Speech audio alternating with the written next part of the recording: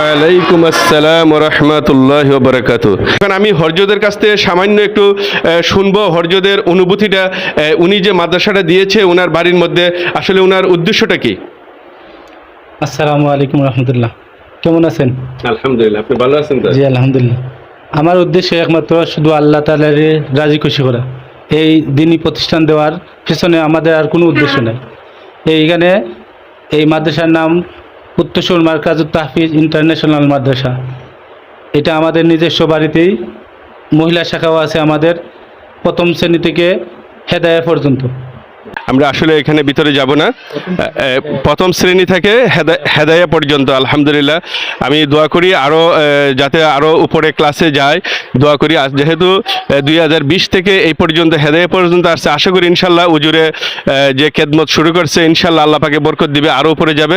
এই পুরাটাই আপনার একদম পর্দার ভিতরে সব কিছু আছে আলহামদুলিল্লাহ, কোনো বিন্দু পরিমাণে যে কোনো অবকাশ নাই কোনো কিছুর আলহামদুলিল্লাহ।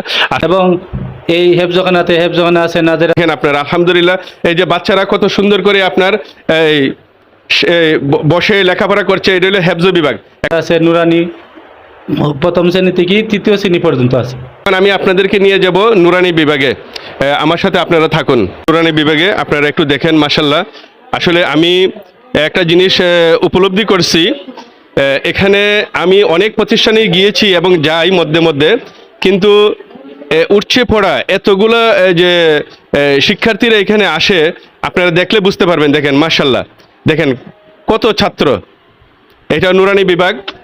আর এখানে শিক্ষক কজন আছে হুজুর? এখানে শিক্ষক সর্বমোট আছে সারা প্রতিষ্ঠানে 15 জন শিক্ষক আছে এখানে, শিক্ষিকা আর শিক্ষক মিলে 15 জন আছে।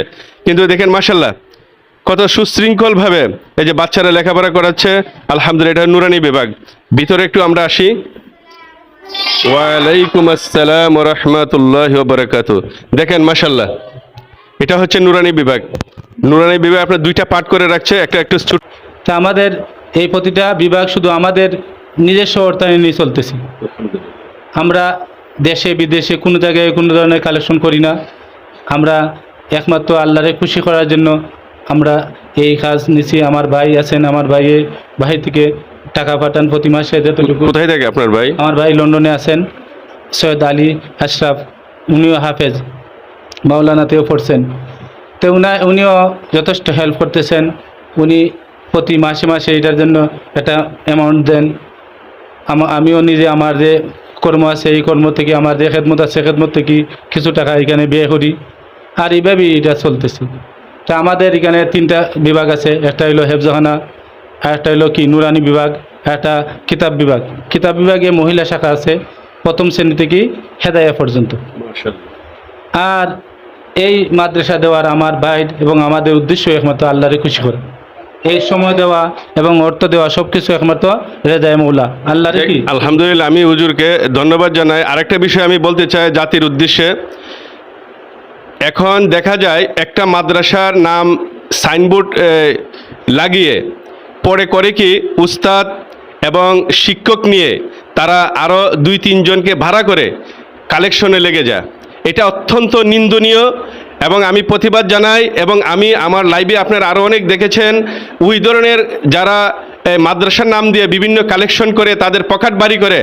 আপনারা যদি ওই ধরনের দৃষ্টান্তমূলক প্রমাণ পান, এদেরকে ধরে আপনার আইনের আওতায় দিবেন। দেখেন হুজুরের অন্তর, আমি যে প্রথমেই কথাটা বলছি, খালি টাকা থাকলে হয় না, অন্তর থাকতে হবে, মন থাকতে হবে।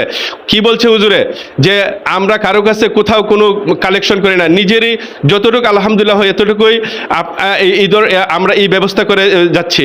আসলে এখন আমি আপনাদেরকে ঘুরে ঘুরে দেখাবো এই যে প্রতিষ্ঠানগুলোর যে বিষয়টা। দেখেন আপনারা আলহামদুলিল্লাহ, দোয়া করি হুজুরের জন্য। আর পরিশেষে এখানে হুজুরে ওনার মনের সবার কাছে, দেশবাসীর কাছে দোয়া চেয়ে হুজুরে এখানে সমাপ্ত ঘোষণা করবেন। আসসালামু আলাইকুম রহমতুল্লাহ।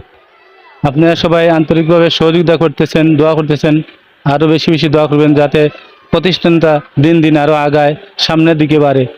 এই কামনা রেখে আমি এখানে শেষ করলাম। আসসালামু আলাইকুম রহমতুল্লাহ।